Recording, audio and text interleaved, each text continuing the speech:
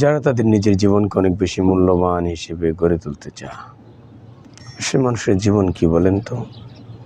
আল্লাহ তাআলা কোরআনে কারীমের মাঝে বলেছেন, আল্লাযী খালাকাল মাউতা ওয়াল হায়াতা লিয়াবলুয়াকুম আইয়ুকুম আহসানু আমালা। আল্লাহ তাআলা দেখতে চান যে হায়াত এবং মৌত, এই দুটা জিনিসের মাঝখানে যে সময়টা, এই সময়টার মাঝে আল্লাহ তাআলা পরীক্ষা নিতে চান যে কে কতটুকু ভালো কাজ করে। সত্যিকার অর্থে জীবনটা তখনই মূল্যবান হবে যখন আপনি ভালো কাজে সময়টাকে ব্যয় করতে পারবেন, জীবনটাকে ব্যয় করতে পারবেন, অতিবাহিত করতে পারবেন। আপনাকে বলি, আপনার জীবন তো অবশ্যই মূল্যবান। কখন হবে? যখন আপনি ইমানদার হবেন। যদি ইমানদার আপনি না হয়ে থাকেন, আপনার জীবনটা অবশ্যই মূল্যহীন হয়ে যাবে। বিন্দু পরিমাণ মূল্য আপনার জীবনের হবে না। কীভাবে হবে না? আপনি বলবেন যে সমগ্র দুনিয়া আমাদের হাতের মুঠোয়। নো, আজকে মারা গেলে কালকেই শেষ। কিন্তু মুসলমান হারলেও জিতবে, আর জিতলে তো জিতবেই। এই জন্য মুসলমান বাঁচলে গাজী, মরলে শহীদ। দুটা ক্ষেত্রে মুসলমানের জীবন মূল্যবান।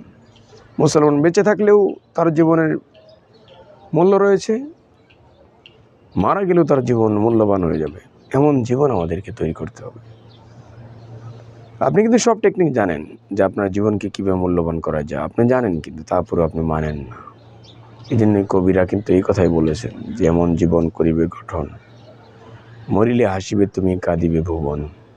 আমাকে এমন জীবনই করতে হবে যে জীবনকে নিয়ে মানুষের অনেক বেশি প্রাপ্তি, অনেক বেশি আশা আগ্রহ মানুষের মাঝে রয়েছে। এমন জীবন যাপন আমাকে করতে হবে। তাহলে দেখব যে আমার জীবনটা মূল্যবান হয়ে গিয়েছে। আমাকে পরোপকারী হতে হবে। দেশের জন্য আমার জীবনকে বিলিয়ে দিতে হবে, ইসলামের জন্য আমার জীবনকে বিলিয়ে দিতে হবে, আল্লাহ তাআলার জন্য আমার জীবনকে বিলিয়ে দিতে হবে, মানবতাবোধ, মনুষ্যত্বের জন্য আমার জীবনকে বিলিয়ে দিতে হবে। আজকে সমাজে অনেক মানুষ রয়েছে যারা তাদের নিজেদের জীবনকে অনেক বেশি মূল্যবান করার জন্য ঘরের কোণেই তারা বসে থাকে। শুধু নিজেকে নিয়ে ভাবে, সমাজকে নিয়ে ভাবে না, দেশকে নিয়ে ভাবে না, ইসলামকে নিয়ে ভাবে না। আপনার জীবনকে যদি মূল্যবান করতে চান, অবশ্যই নিজেকে যতটা নিয়ে ভাবেন, অন্যকেও নিয়ে ততটাই ভাবতে হবে। সমগ্র দেশ জাতিকে নিয়ে ততটাই ভাবতে হবে। নিজের জীবনের যতটা মূল্য আপনি দেন, নিজের সময়ের যতটা মূল্য দেন, সমগ্র পৃথিবীর মানুষের সময় ততটা মূল্য দিতে হবে আপনাকে। তাহলে আপনার জীবনটা ফুলে ফলে ভরে যাবে। ভোগেই সুখ নয়, ত্যাগেই সুখ। জানেন না আপনি? ত্যাগ করেন, জীবনটাকে একেবারে ফানা করে ফেলেন, সমগ্র পৃথিবীর জন্য জীবনটাকে বিলিয়ে দিয়ে দেন। ইসলাম বিনির্মাণে, ইসলামের শাসন বিনির্মাণে প্রতিষ্ঠিত করতে নিজের জীবনকে বিন্দু পরিমাণ বিলিয়ে দিতে কার্পণ্য করা যাবে না। তাহলে মরলেও আপনি অমর হয়ে থাকবেন। আল্লাহ তাআলা তো বলেছেন, ইয়া আইয়ুহাল্লাযীনা আমানু লিমা তাকুলুনা মা লা তাফআলুন। আল্লাহ তাআলা বলেছেন যে ঈমানদারদেরকে, তোমরা নিজেরা যা করো না অন্যকে তা বলো কেন? বলো তো।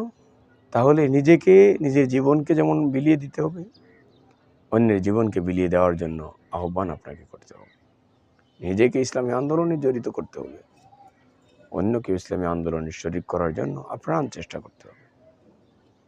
নিজে শহীদ হব, আরেকজনকে ওই শহীদি কাফেলায় শরীক হওয়ার জন্য ডেকে নিব। দেখবেন যে শহীদরা মারা যায় না। আল্লাহ তাআলা বলেছেন, ওয়ালা তাকুলু লিমান ইউকতালু ফি সাবিলিল্লাহি আমওয়াত বাল আহইয়াউ। আল্লাহ তাআলা বলেছেন যে তোমরা যারা আল্লাহ তাআলার পথে শহীদ হও, আল্লাহ তাআলার পথে যারা জীবনকে বিলিয়ে দেয়, তাদেরকে মৃত বলিও না, বরং তারা জীবিত। বাল আহইয়াউন ইনদা রাব্বিহিম ইরযাকুন। আল্লাহ তাআলার পক্ষ থেকে, তাদের রবের পক্ষ থেকে তারা খাবার খেয়ে থাকে, তারা খাদ্যপ্রাপ্ত হয়ে থাকে। তাহলে শহীদ হওয়ার জন্য আল্লাহ তাআলার পক্ষ থেকে যখন ডাক আসবে, আপনাকে আমাকে সাথে সাথে সাড়া দিতে হবে। বিন্দু পরিমাণ কার্পণ্য বোধ করা যাবে না।